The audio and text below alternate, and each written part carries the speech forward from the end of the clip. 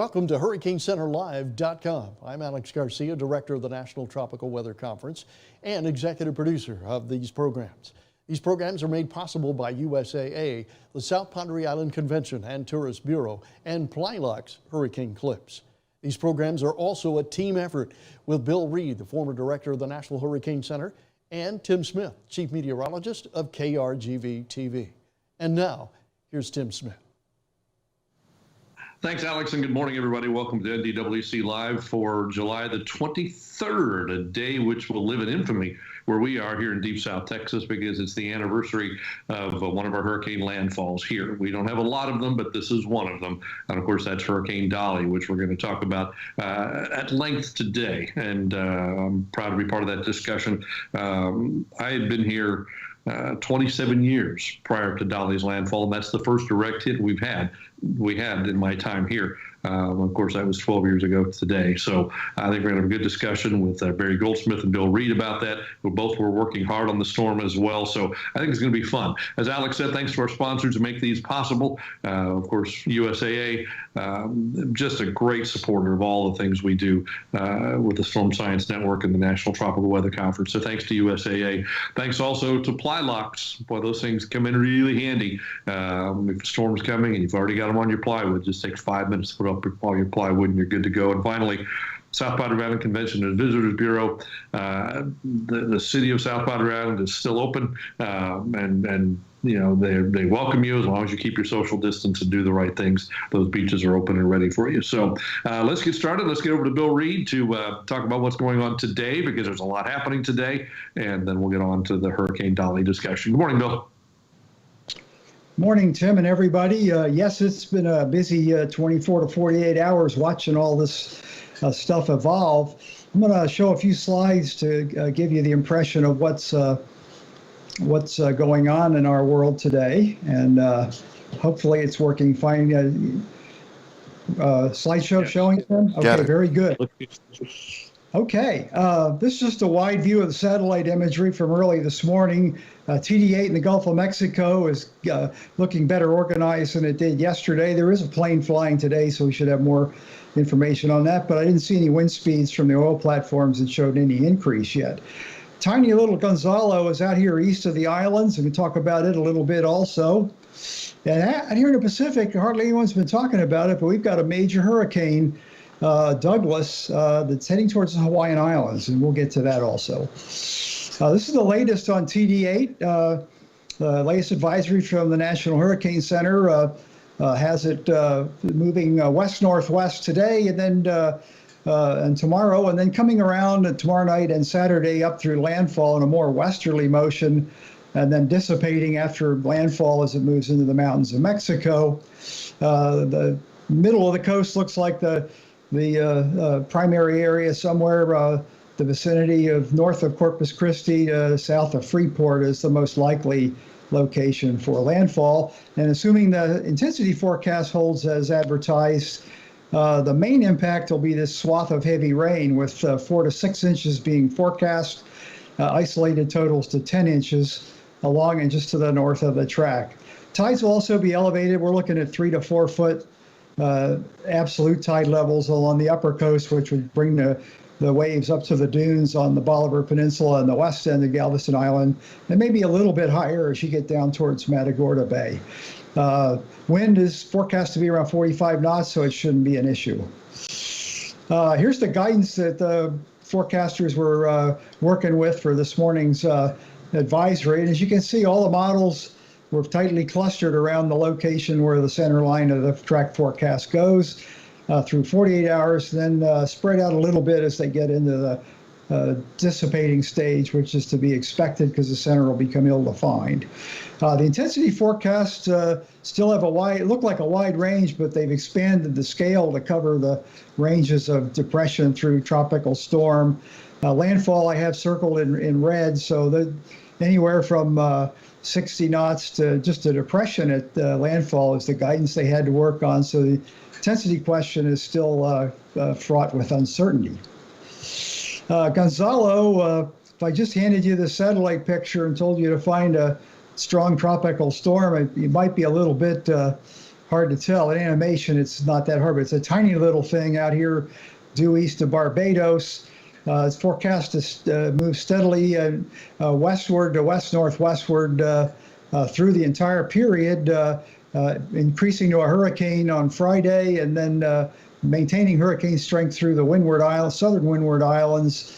And then the forecast of the intensity gets a lot more uncertain as it comes across the Caribbean. And a lot of my friends and colleagues have been bugging me when you see the end of that line and they intuitively draw it out further and say, what's it going to be here? Way too soon to speculate on something beyond the 5-day forecast we have here. The models are very uncertain on the strength and or even existence as it gets into the middle of the Caribbean.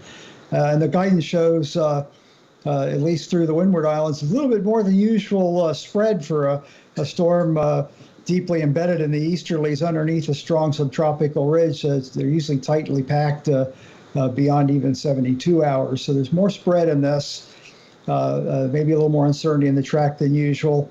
The guidance came in stronger this morning, and it holds most of the guidance now, holds it as a hurricane throughout the forecast period. HurricaneCenter wasn't ready to bite on that just yet. And then we have Douglas out in the Pacific, and as you can see from that early morning satellite picture, an incredibly well-defined classic hurricane configuration there. As it's a major hurricane now with 120 mile an hour maximum winds. It's moving quickly to the west, and it's west-northwest, and it's forecast on Sunday to be moving into the Hawaiian Islands either as a weakening hurricane or a strong tropical storm, which would be impactful for those islands as it goes through. We'll have more on that as the week goes on. Okay. Oh yes, the guidance on that again, much like the others, are tight packing of the reliable models on the center on what the forecast was, and all the guidance shows a weakening trend prior to it reaching the Hawaiian Islands, which is a good thing and is fairly typical of storms exiting the eastern Pacific going towards Hawaii. So for today's program, when we planned this, we weren't expecting to have all this real weather to deal with, and we were discussing if we'd scare people advertising it as Hurricane Dolly talk, that they might confuse that with what's out in the Gulf of Mexico today. So anyway, as Tim pointed out, we had a very interesting Hurricane Dolly in 2008. It was my first landfall event when I was director, so I kind of fondly remember the machinations you go through at the HurricaneCenter when there's a U.S. landfall going on. And in addition to my words, Tim Smith will share some of his, and Barry Goldsmith, warning coordination meteorologist at Brownsville, will go through the impacts and whatnot that they were going through as a forecast office responsible for that area. This is the best track, what they call the final track of the storm. It formed in the Northwest Caribbean and moved steadily westward. And as you can imagine, seeing that nearly straight line track on there, the track forecasting would be expected to be pretty good on that. And in fact, it was. Reached hurricane status a little later than they were forecasting, but pretty close to using the reasonings there. The first advisory, the storm had formed from a tropical wave that had been tracked all the way from Africa, and for several days leading up to it forming, we expected it to form, and it just didn't. But it did get its act together. The first forecast of the track, as expected, was quite good. The point of landfall was almost spot on. The under forecast in intensity was somewhat conservative, but they did mention in the discussion that went with this advisory that it wouldn't surprise them if it reached hurricane strength due to the really favorable conditions of warm water, light shear, and the appearance at the end of the forecast track of a very strong anticyclone on top of the very high levels on top of the Gulf as it went through there. And the next advisory followed the same reasoning and brought it up to a Cat 1 prior to landfall. It crossed the Yucatan, and this was a picture we were looking at for the next advisory I'll talk about, and it looked pretty good, but it had a very ragged inner core structure, so it had been knocked down a little bit lower in intensity than what we thought it might be after crossing the Yucatan, which is a very flat surface and doesn't always, and the only glancing blow it had on it usually doesn't total out a storm all that bad when it's that far north. It quickly reorganized shortly after this image, by the way. This was the forecast that went out where the first forecast where the hurricane watch was issued. We started issuing the watches a little longer in advance, beginning with the 2008 storms, because a lot of states have laws that they can't enact like hurricane insurance aspects or order evacuations or businesses to shut down without the presence of a watch, but they need more than 36 hours to execute their evacuations. So that's why we're issuing them fairly early. The track forecast, again, was excellent. The landfall was pretty much pegged on this track, and a lot of talk about the environment being real favorable, a warm pool, an eddy that it went right across out there southeast of Brownsville with the anticyclone and no evidence of dry air. This forecast brought it up to an 80-knot hurricane. This is the advisory when the warning went out. It was about 24 hours prior to the expected onset of the tropical storm force winds, and the forecast tracked no change in the reasoning there or the timing, and again, it was very good. The forecast somewhat slower motion up to landfall, which led us to increase what we were thinking the rainfall might be, since speed of motion is the key factor on how much rain you're going to get out of one of these. So the forecast at that time called an 80-knot storm at landfall, storm surge up to 4 to 6 feet, and a maximum rainfall forecast of 15 inches. And landfall was on the 23rd, as Tim pointed out, 12 years ago. It reached a maximum intensity of 85 knots just offshore, and then was considered having gone down a notch right at landfall. It's a quibbling thing. 5 knots one way or another is not going to change the impactful damage caused by that wind. Minimum sea level pressure measured by aircraft was 963 millibars. Maximum rain came right in our forecast, which is probably a bit of luck and is unusual to be that good at it, 15 inches. Highest storm surge we measured was 4 feet, 1 fatality, at least $1 billion in damage was estimated at the time, and both the track and intensity forecasts were more accurate than average.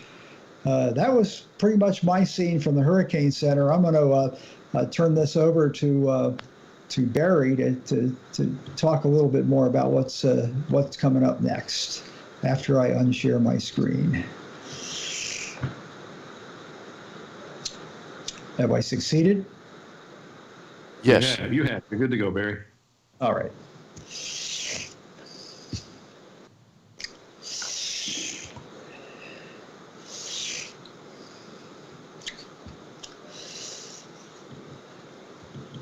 Barry, you're muted. You'll have to unmute yourself so we can hear you. Okay, sorry about that. So good morning, everybody. I want to thank Tim, Bill, and Alex for the invitation today on this 12th anniversary of Dolly's major impact, which was July 23rd, 2008. So I'm going to pick up from where Bill left off, discussing the initial data points of what happened and some of the dollar values, and kind of go into the details of how everything worked out here in the Rio Grande Valley. So without further ado, there's some pictures here at the bottom. There's an animated radar satellite picture there and cool looking 3D radar. And I'll go over some of these as we move forward here with this presentation. So let's start with the tail of the tape. I always like to do a situation overview or review, get to kind of like the bottom lines up front. So as Bill mentioned, the dollar damage estimate based on the doubling of the insurance estimate that we get for these events was about $1.05 billion. But what happens here in the Valley is a lot of people, maybe up to 90%, are not insured for flood. And even though FEMA comes in and does provide individual assistance for flood-related damage, it may likely not cover the full extent of damage that would be covered outside of deductibles, of course, from your insurance policy. So I doubled that estimate to be around $2 billion, and it's very much unknown what this value is. It could be a little bit lower, it could even be a little bit higher. The peak rainfall was mainly in the Rio Grande Valley section, which is the 4-county area of Deep South Texas, Star, Hidalgo, Willacy, and Cameron. This was 16 to 18 inches, possibly up to 20 inches in the Combs to Laguna Vista area of Cameron County, and I'll show that image shortly. There was widespread rainfall flooding with water depths of 2 to 3 or more feet in many areas from South Padre Island through Harlingen, Raymondville, and even parts of southern Hidalgo County. So this was the memorable impact for most of our population here in the Rio Grande Valley, flooding rain, as it typically seems to be here. The peak measured wind was, we found on multiple sites, these were actually wind sticks from Texas Tech University at 2.25 meters with full exposure, 78 miles per hour sustained, gust to 94, and an instantaneous gust of 107 on the dunes north of South Padre. So more tails of the tape here. Strongest winds came from the west as Dolly took a northward jog along the Cameron County coast. And those winds lasted for up to 6 hours in some locations. And we'll show you what the damage looked like from those long duration winds. It's more than just the wind speed. It can be the gusts and it can be the duration of these winds that can create what kind of damage or impact you get. Regarding that jog, we're not quite sure exactly why it did that. It's a mesoscale feature that may be related to some wind shear components, but it hasn't been researched, but we'll show you what that looked like on both satellite and radar shortly. There was severe damage in terms of wind from the east side of Harlingen to South Padre Island. Let me get rid of that real quick. And South Padre lost its peak summer tourism. It was closed from the day before landfall, July 22nd, all the way through at least August 12th, from my recollection. We went down there to finally get on the beach around mid-August, but a lot of things were still closed, and it was not the same. And a lot of businesses did not make it through after that season, because that was peak season here in South Padre that got completely lost by Dolly because it was an early storm. Storm surge on South Padre was interesting. It was cut off by those same west winds, but we had a Laguna side surge of up to 4 feet above ground level, and it caused damage to docks and unprotected property. So this is similar to sound side flooding on the North Carolina Outer Banks that has been experienced in many landfalling events or grazing events that go up the eastern seaboard. So that's kind of what happened here on South Padre Island. So here's your satellite photo. And notice it's moving west, and then it starts to jog northward along the Cameron County coast. And then at the end of this, it begins to move westward. So landfall was actually along the Cameron-Willacy County line up here, but that jog changed the wind direction. And when we thought that most of our impact would come from winds out of the east and a storm surge coming from sea to land, it didn't work out that way in the end. And that's something that, you know, be interesting for research down the road to see that the rare due westerly wind, which almost never occurs here in the Rio Grande Valley, occurred for 4 to 6 hours at pretty impressive speeds as Dolly moved on by. So here's the radar loop showing that same deal. So it's moving towards the coast. And then notice that there's not a lot of action in the eye wall. You get a little bit of reds and yellows here. And then watch what happens as it begins to move northward. The area of red expands, and then it doesn't move much at all as it's slamming Port Isabel through South Padre Island, starting around here. So it's the west and south eye wall that were the most active in terms of strong winds, heavy rains, and of course the damage and flooding that came with it. So there it goes, very slow moving along the Cameron and Willacy County coastline before making that slow move to the west.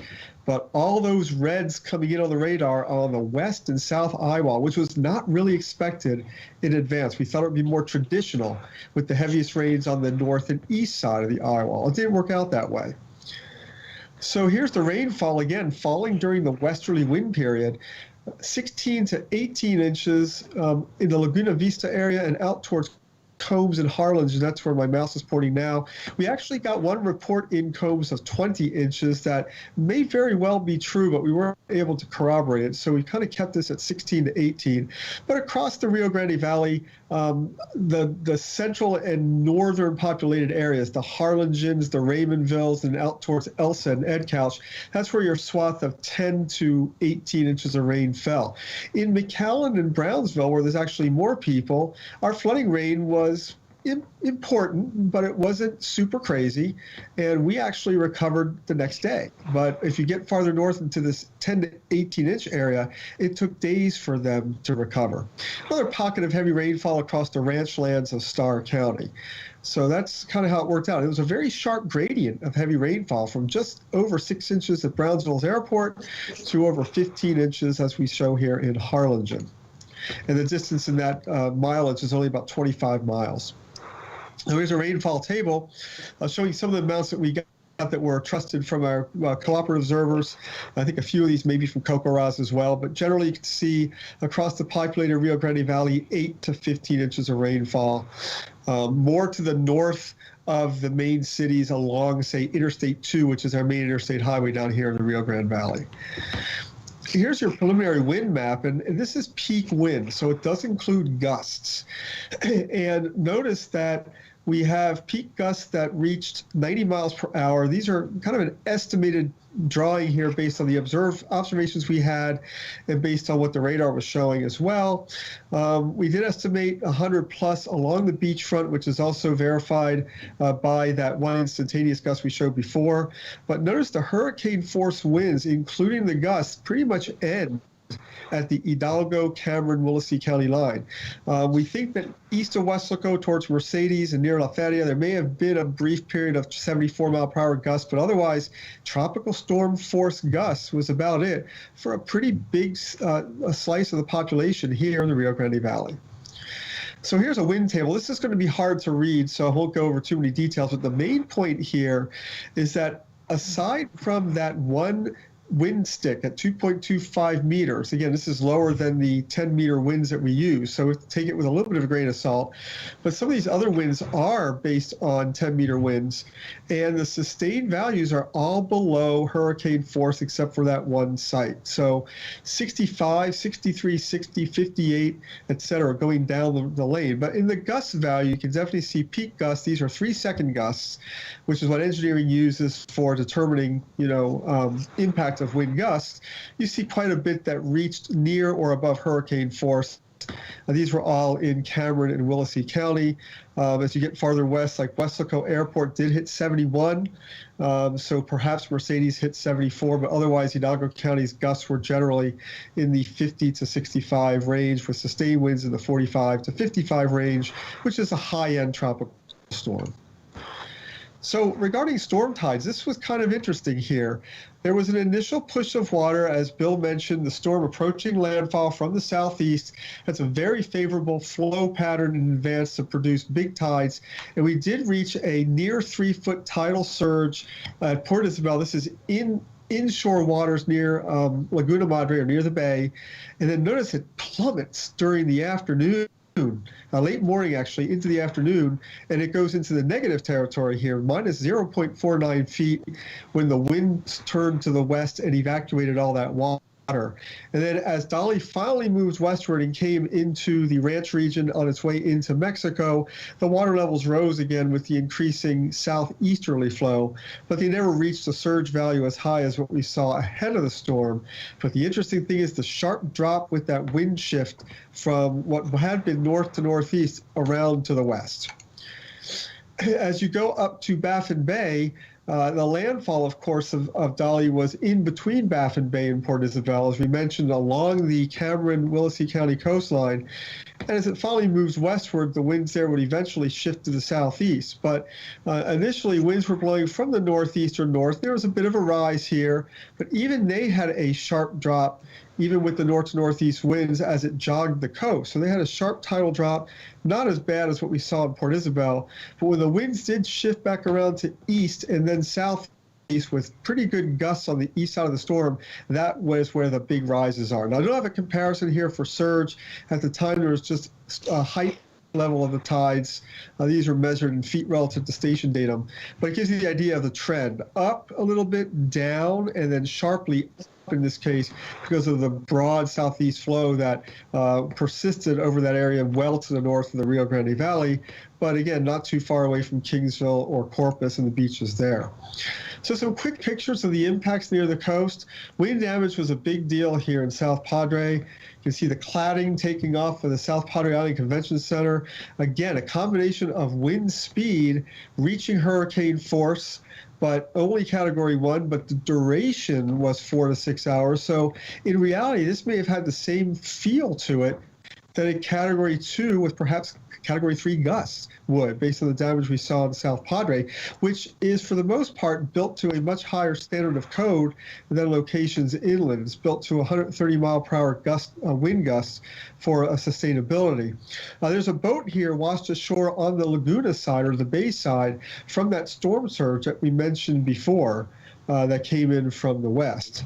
As you move inland, the impacts were a combination of wind and flooding rainfall. This isn't too far inland. This is the east side of Harlingen. You can see a beauty salon, not a very well-connected roof. The wind gusts here estimated near 80 miles per hour. Sustained winds estimated to be below hurricane force. Didn't matter. 4 hours worth of that caused this roof to get picked up and lifted off and destroy that building.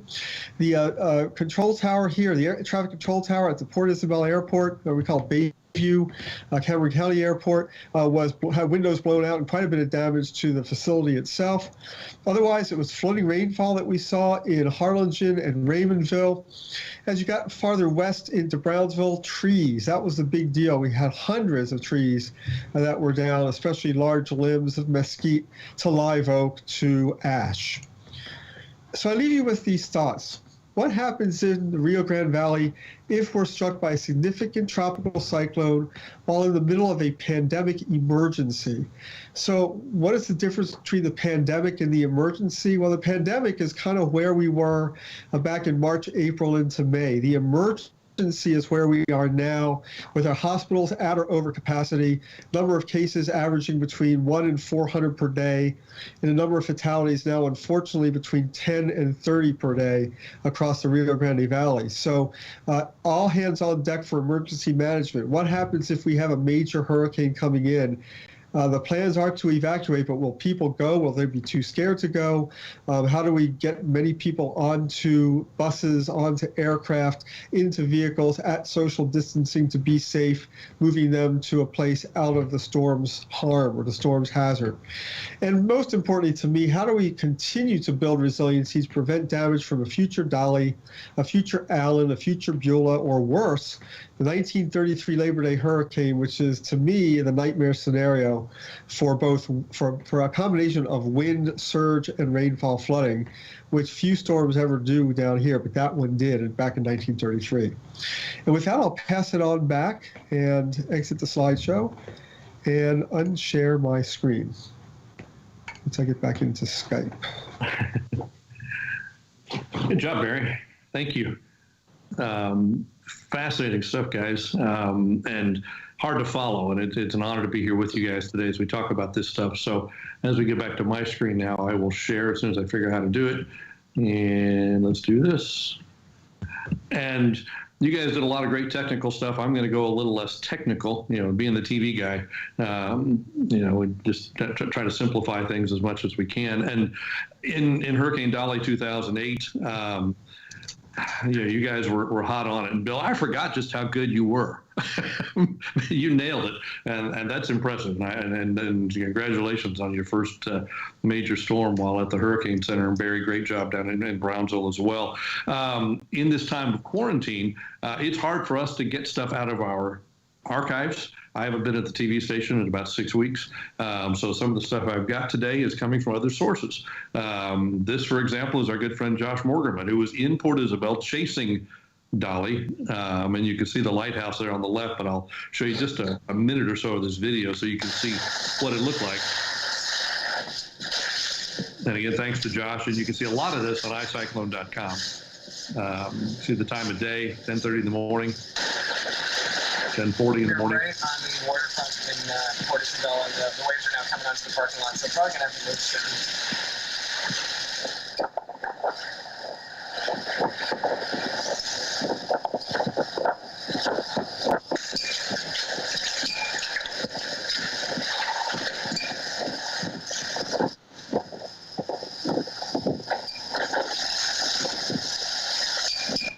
On Josh's website, there's hours of this. So if you want to see more of it, go to icyclone.com and then check it out. Thanks, Josh, for that. This was our crew, and we were in a studio. And again, keep in mind that we have all of our archives are in a place that I can't get to right now because of the pandemic. But I can show you who our crew was. That's Kerry Zayas was our anchor.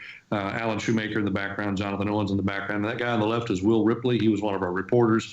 He's now CNN bureau chief in Tokyo. Sorry about the bad picture. Polo Sandoval, who's now with CNN in New York. Oscar Adame is the anchor on the left. Medea was reporting from the Harlingen area. She is now with CBS News in Los Angeles. So we were pretty fortunate. We had a pretty good crew back in the day, minus the main weather guy, who at this point was working in the control room because all of our computers were down in the studio. So we had to move to the control room and using one little computer and finding websites we could share stuff with outside of our normal graphics system. So again, simplified version of that track. There you see it. And for those who are watching from outside of South Texas, we are the 4 counties in the very bottom of the region. And it did go up to Category 2 briefly, and then right at landfall went back down to a Category 1. Go a little bit closer on this. And most of our population is within about 15 or 20 miles of the Rio Grande. The population of South Padre Island is really pretty small. We got about 1 million people along that Interstate 2, Interstate 69E corridor, which stretches from McAllen to Brownsville and goes through Harlingen. Our TV station is right in the middle of that. We're right there in Weslaco. So those pictures from the studio were taken right there. We're about 60 miles inland from the coast. But as you look at that map, the big wide line representing where the center of this storm went, it went just to the north of the population centers. And you saw Barry's map of the wind speeds and the wind gusts and everything, mostly concentrated, obviously close to that line. At the TV station where we were, as the remnants of the storm went by to the north, we had that persistent westerly wind for hours and hours and hours, and it was the relentlessness of it is what I remember. It was 40 to 50 miles an hour for about 12 hours, just coming from the west. Again, telling you that our archives are hard to come by right now just because of the pandemic. Things are buried deep, and our archivists are all quarantined right now. I got really excited when I found a DVD in my house that had some of our coverage on it. And the coverage that I found began at about 9 p.m. as this, basically the remnants of the tropical storm was about in that position. So I found this coverage. I was excited about it because I finally got some stuff I can share with y'all. So here's what we have. And the voice you're going to hear in the background is our general manager, John Kittleman, who I think knew we were on the air, but this is where that went.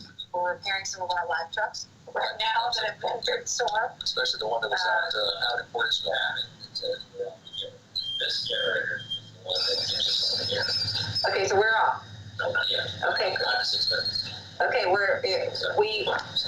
will be, we're getting instructions, folks. It's live TV and it's a hurricane, so we're getting instructions now. From the main guy. Okay, from our main guy. We're on the air. We're still on the air. Okay, we're still good, and we're still going to. And with that, we were off the air. And that's where my video archive ends because that's what was on the DVD. So what I do have, though, is we finally got kind of sort of back on TV. This is what it looked like on the air. There's no sound with this, but I was broadcasting from our weather office with a flashlight. There's the Crank NOAA weather radio. Bruce Thomas, you would be proud because that provided a flashlight and helped me charge my cell phone. At this point, the only light in the studio was coming from that flashlight. From a flashlight, somebody was pointing at me, and that one computer in the background that for some reason stayed on. It was frozen, but it stayed on, but it provided a little bit of light in the background and a picture of something. I'm not sure what that is. But we were on the air, but I didn't know if we were on the air because the flashlight and the red light on the camera was still on, but a pitch black studio. And so I just kept talking, and finally my phone buzzed, and it was my wife. And she says, "We can hear you. Keep talking." She was watching from home, and they could still hear us. So we had no idea what people could see, what people could hear. All we knew is we were working in a dark studio.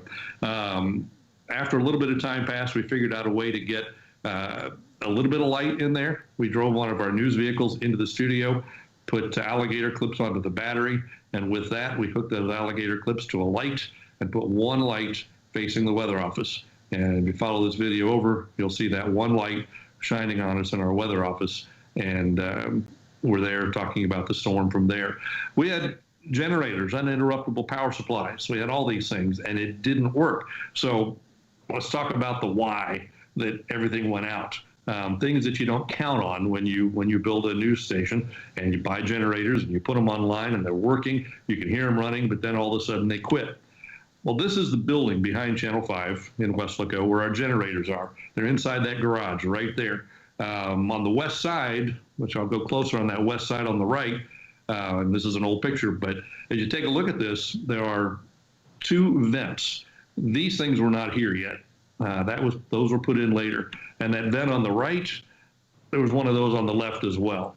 And those are the kind of vents that when the generators turned on, big exhaust fans kicked on. Those exhaust fans kicked on and they blew open those vents. So all the heat from that room could get pushed outside. Well, remember, that's the west side of the building. And we had that west wind at 40, 50 miles an hour for hours and hours and hours. Well, you know what that did? It pushed those shut. And those vents would not open. And when the vents wouldn't open, the fans kicked on, couldn't blow the heat out, the generators overheated and shut down. And that put us off the air. Since then, they put those little fences, and now they've been discontinued. But you can see they put fences there to block that. But ultimately, what they've done is they've moved the generators outside of that barn. And the generators are no longer in that barn. And now they can breathe freely. Incidentally, in the 2 flood events we had in the June 2018, June 2019 flood events, water was up to those generators in the back of the studio. It didn't get into the generators, but it got very, very close. So that knocked us off the air for a time. At one point, they went back and parked our biggest trucks in front of those vents. That blocked the wind, and that got us back on the air. So we ended up going back on the air, and were able to get the job done with that. Barry, you showed some of these pictures, and these are stolen from your website, but you talked about the water coming over the west side of South Padre Island. If you're familiar with the island at all, the building in the center is Jim's Pier, and then the one to the right is what is now the Painted Marlin Grill. It wasn't at the time, it is now. And that boat you showed is in the right-hand corner of the picture right there. That bay came up about 4 feet onto the island. This is the west side of South Padre Island, open to the Laguna Madre. The Gulf is off the top of that picture up there. So it was that backward storm surge, which I think was probably the most fascinating thing about this. There's some of the flooding that you showed that's in the Harlingen area, and the flooding was widespread across the area, as you shared. I'll stop at that, and I'm going to unshare. I can figure out how to get that done and open this back up to everybody. But that was kind of our experience at the TV station with a persistent wind that knocked us off the air, got us back on the air, going on the air by flashlight, by car headlights, by whatever we could do to get the job done. I didn't realize, Bill, that was your first storm at the HurricaneCenter to make landfall. And Barry, you hadn't been in Brownsville very long at that point, had you? You were still relatively new as well, right? Yeah, I guess it was my welcome to the Rio Grande Valley.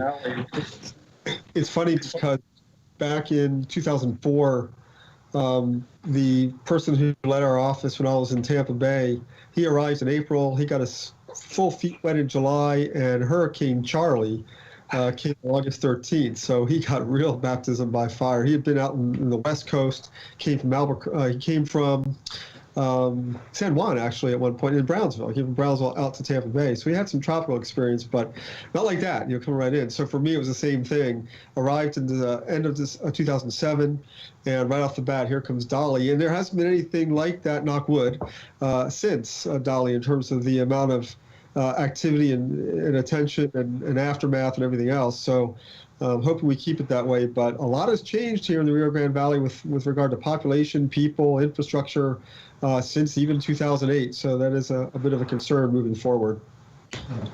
Yeah, that was my first U.S. landfall as director. I was over there in the 07 season. We had both Felix and Dean down in the Caribbean, which were very intense and small hurricanes. But you give me this forecasting compliment. Actually, I exclusively used what the specialists, their top down, what they were giving me. I didn't have time to I look at the weather far more now than I did when I was there, because I was constantly doing briefings to various and sundry state and federal organizations. Plus, when there's a landfall, the news media takes an interest. Just a side note that's relevant to our Dolly discussion. if you have a hurricane making landfall on the Florida and the East Coast, all the major networks and a lot of local affiliates get interested in doing interviews. If it's west of New Orleans, you're lucky to have one or two pay attention to it. Unless it's a major, they get all wrapped up over the Cat 3 or higher business and forget the damages that can be done by a lesser storm. It's just an interesting. I doubt that there's 1% of the journalists out there that realize how vulnerable the lower Rio Grande Valley is. And that's a good point.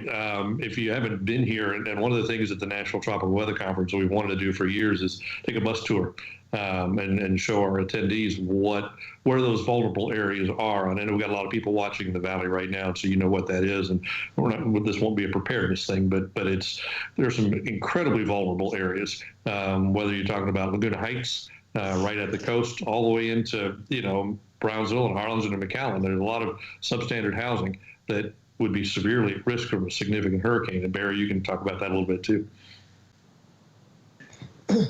Yeah, exactly. There's what we call the neighborhoods known as colonias down here. And they're basically formed by people who are getting work. A lot of them are getting agricultural work. Some of them are getting work in small businesses here. And they need a place to live. So they develop on open land, basically farmland. And what the communities do, meaning the counties do, is they provide water, sewer, and light or power. And then eventually unimproved roads and then improved roads. But that doesn't necessarily come at the same time that these buildings they're living in are reconstructed to reach a higher standard of code. So that delay, if it occurs during the middle of a hurricane season, could be real troublesome. And yeah, it's something that we continue to get our arms around. We have a 37% poverty rate here in the 4-county area, the Rio Grande Valley. And it's just something that is kind of a nightmare scenario, more for thunderstorms and hurricanes, because I'm going to kind of circle back now to the forecast. That was an excellent forecast, as Bill mentioned, and I like to credit the whole HurricaneCenter on that, because that allows the community to be prepared. And I believe the one fatality I remember was a flood-related fatality. And even though the winds were of a different direction than expected, that doesn't really matter to the public. They got hit by winds, they got hit by rainfall. All that was very well forecast. And I think if you ask people here overall, they'll say, yeah, we remember that was coming. We got ready for it. And in the end, everything kind of worked out, although there was quite a bit of damage. Raise the level of expectation of forecasting because it was so good. So absolutely. Bill, do you have some more thoughts on that? And I don't know if you guys can see the questions on Facebook. I can't get to them today. So if you guys can see them, by all means. I know people are asking about this storm, but go ahead. I ended up killing all my other stuff on the computer for internet bandwidth issues. There were messages I was getting, so I don't have them either. But I was thinking about the cone is about 30% smaller today. If we were to have Dolly, a storm track just on Dolly's trajectory today, you'd even have a narrower potential error as to where I can't overestimate how important narrowing down the errors in track forecasts are for evacuation decision making, because the populations are growing in a number of big communities along the coast. Jack Colley was emergency management coordinator for the state of Texas when Dolly came in there, and he and I became good friends before I even went over to the HurricaneCenter. And he told me his biggest concern was not the Houston-Galveston area where you have 1 million people to move. It was the lower Rio Grande Valley where hardly any of the houses are built to withstand the kind of winds you have, and you have all kinds of other socioeconomic challenges to overcome to get people out of there. So that really was an eye-opener to me, just how vulnerable it is down there. Was Dean the storm that went into Mexico down to the south that they brought all the buses in for? Was that Dean? Yeah, Jack got overexcited because he looked at one of the outlier models that went screaming off to the northwest, and the official forecast was having it go in near Chetumal, and it was not far from there where it actually went in. So it was only off by about, 700 miles.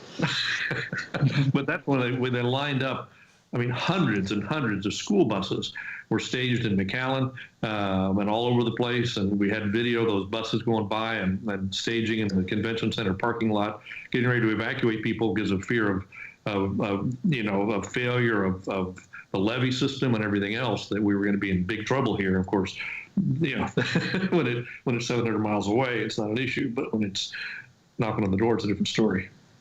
Yeah, it's only 2 years after the Katrina debacle, and Rita, of course, with its evacuations. There was a heightened sensitivity that's probably not existent today, but and if it were me, I would only show the relevant tracks. I would never post all the models that come out there. Just learn which ones are reliable.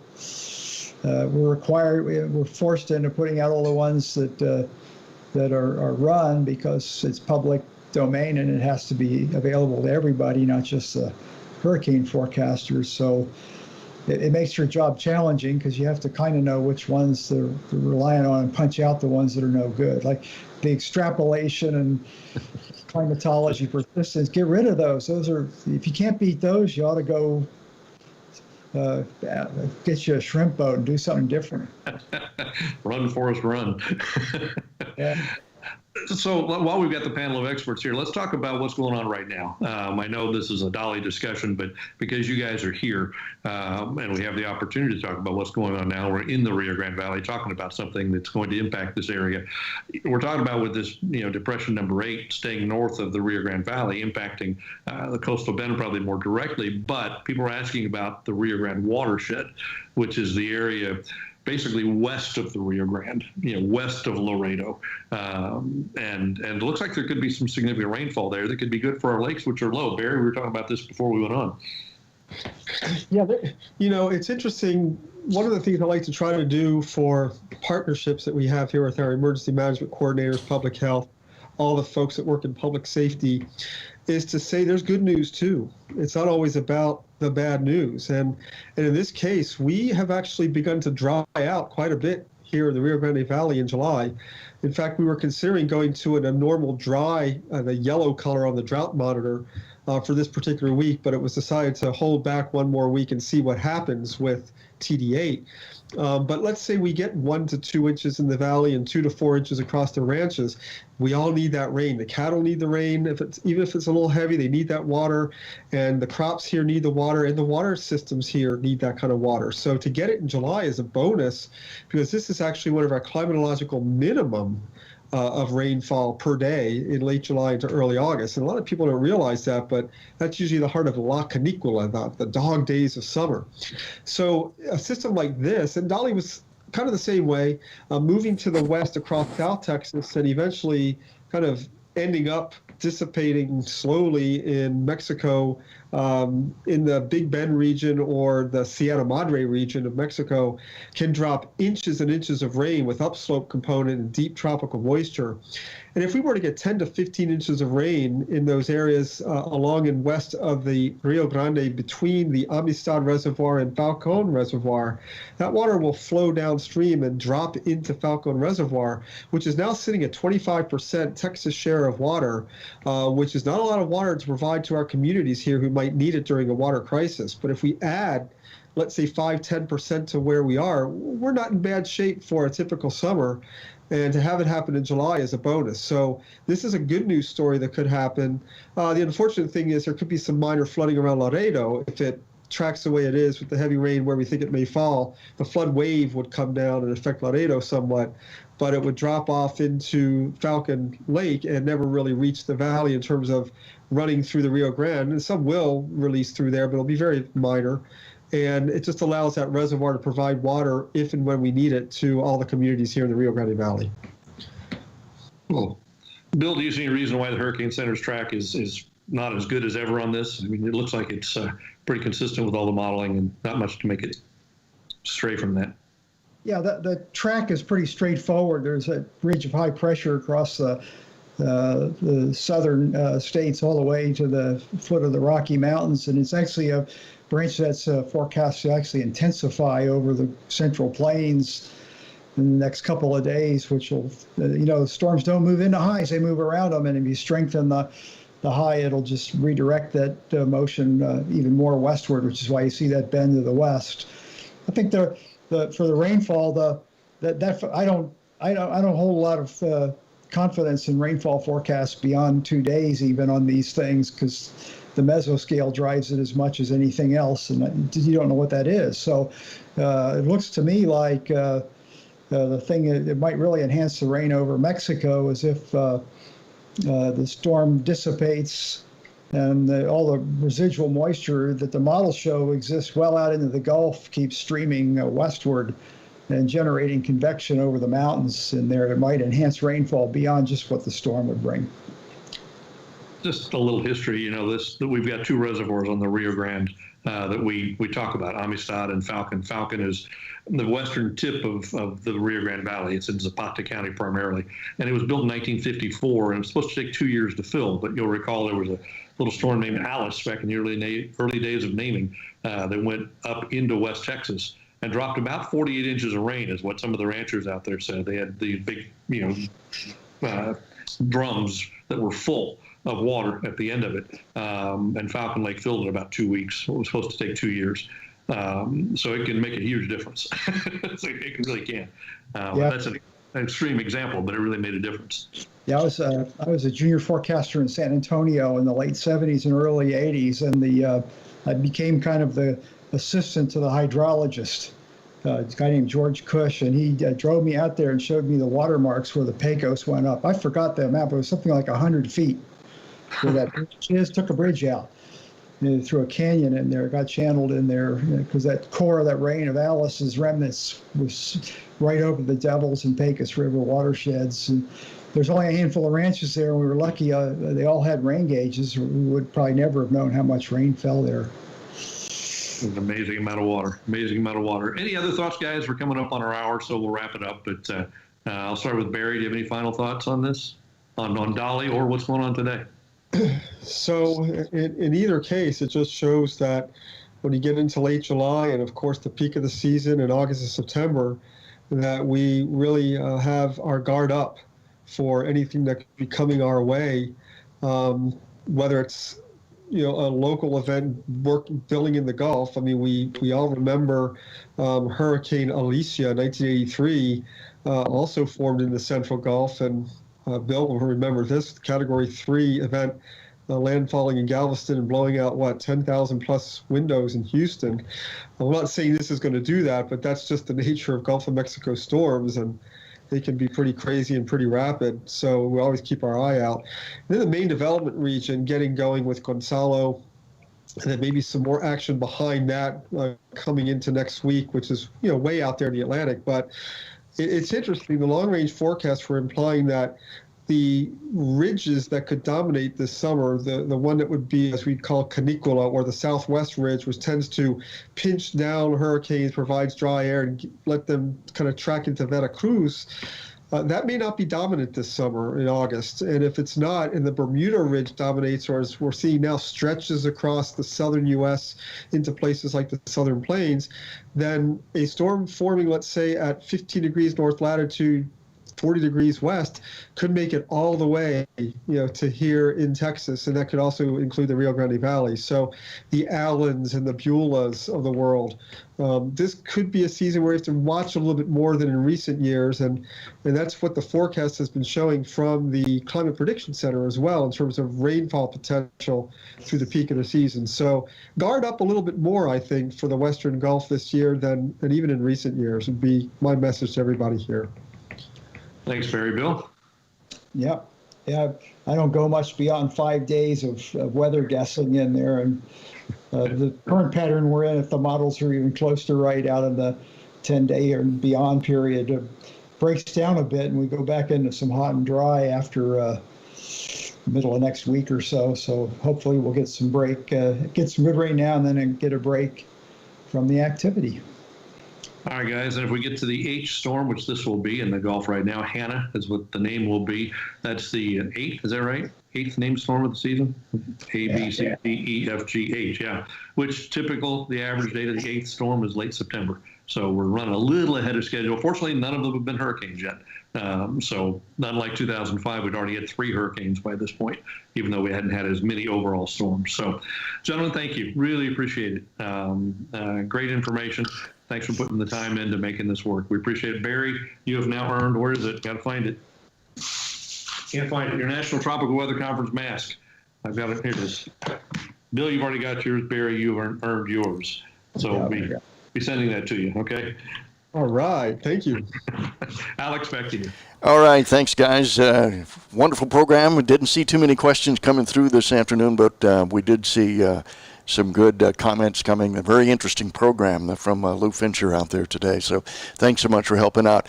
Want to also remind everyone that we've got a couple of more programs coming up next week. We have Haskell Moore. Then we have Dr. Phil Klotzbeck coming up. And Haskell is really good. He's got a book out, Hurricane Preparedness. It's the ultimate guide for the family and businesses as well, I assume. So we'll have him on the 29th, 10 a.m. And don't forget our sponsors out there, USAA, South Padre Island Convention and Tourist Bureau, and Plylux. Without them, this program would not be possible. Thank you so much for joining us today. Join us next week, and don't forget, load it up on our podcast as well.